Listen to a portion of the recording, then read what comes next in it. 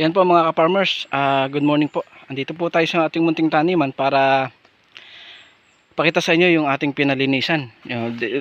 Nung nakaraan kasi, masukal tong ating masukal tong ating munting taniman, yung madamo ba. Yun, nagpaumpisa na akong wala kahapon, nagpaumpisa na akong magpatabas. Yan mga ka-farmers, pakita ko po sa inyo. Ayan mga ka-farmers, mula po rito, pupunta dito sa yan sa tagilid, yan mula dito yan hanggang yan po yung mga nakikita nyo na yung damo na nakatimbon, yan ini malinis na yan. Ibig sabihin na gamasa na yung damo, okay lang yun dyan na nakatimbon yung damo, yan mabubulok na yun mga ka-farmers. Tapos yan hanggang doon po sa kabila papunta doon sa yan papunta sa may puno ng nyog na yan, tapos na po yan tabasan. Yan mga ka-farmers, ipakita ko sa inyo yung hanggang nakahanggan saan na sila mga ka-farmers. Yan, mula po riyan, yan, mula po dito sa ating yan, pinanggalingan, ito sa tagilid na to, yan po, yan yan, nakikita nyo yan, yung na halos yan mga damo, sariwa pa pero matutuyo na po yan mga ka-farmers. Pagka nag-uulan, siyempre yung may nagamas na yung ugat na dumikit sa lupa, babaligtad lang natin mga ka-farmers para mamamatay. Babaligtadin mo lang yung damo, binabaligtad lang naman yung mga ka-farmers. At least makakapag-abono na tayo na malinis yung ating munting taniman. Yan, baka sa Wednesday yung mga ka-farmers ay yeah, baka sa Wednesday mga ka-farmers, yun mag-umpisa na tayo mag-abono. Yeah. Ay, medyo mahirap mga ka-farmers dito tayo sa ilit dumaan, madulas.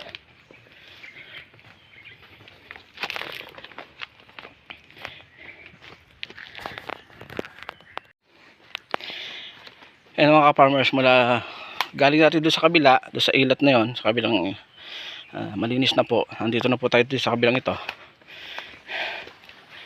Ayan, ito po sa kabilang yan, nakikita nyo may damo pa yan, sa kapatid ko po yan. Ayan, pagkatapos nila rito, yan ay susunod nila na tabasan. Ayan mga ka-farmers,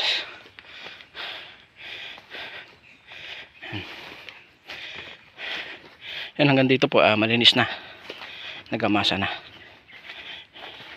Yung makikita nyo lang na sariwa pa, pero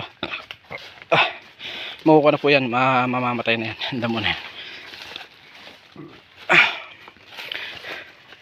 Tapos itong mga ganito, yan, tinatanggal po ito sa suloy ng kape, tinatanggal yan, yung mga farmers, yan, para yung mga sustansya mapunta dun sa talagang mayor na sanga, yun nagbibigay po sa atin ng bunga.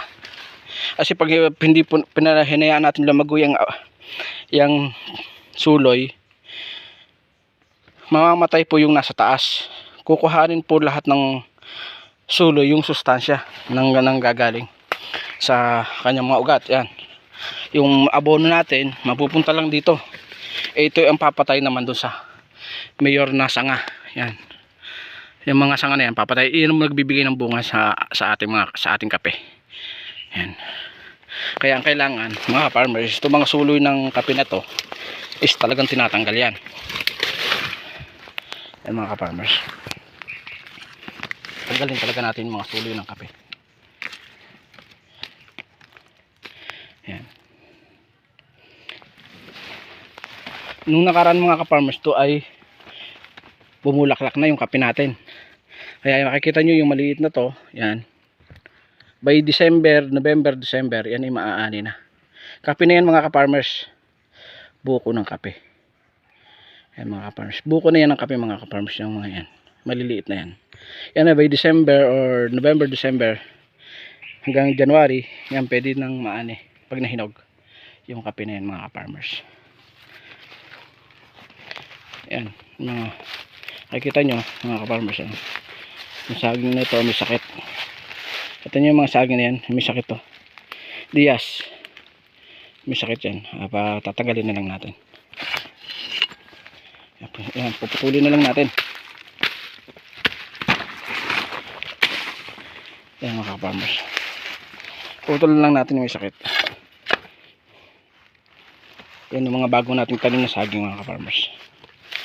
Yan. Buhay na yan mga ka-farmers. Buhay na. Diretso na yan. Yan. Lumabas na yung dahon. Yan mga ka-farmers. Abono na lang talaga ang kailangan natin sa ating munting taniman. Sa mga halaman natin. Abono na lang talaga. By Wednesday, pag natapos nilang tabasan, ako naman mag-aabono. By Wednesday. Kaya na natin mga ka-farmers mag-aabono.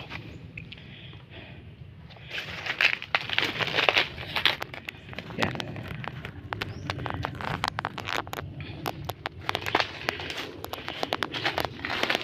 Ayan, abot na yun sa kabila mga ka-farmers. Pataas na to yun. Yung nakikita nyo yan, malinis na yan. Tinanggal na rin nila yung mga dahon na magulang na. Yan mga ka-farmers.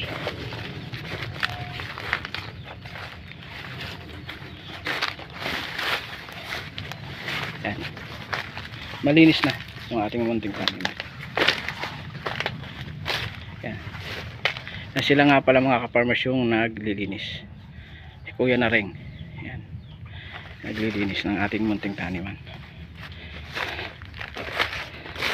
Baka by Wednesday makapag-abono na tayo mga ka-farmers.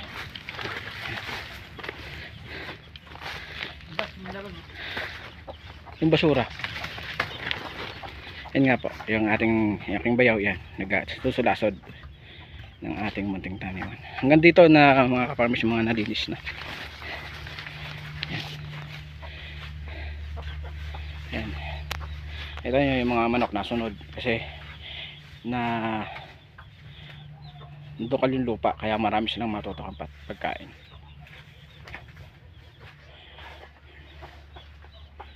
Yan mga ka-farmers, by Wednesday tayo ay mag-aabono na.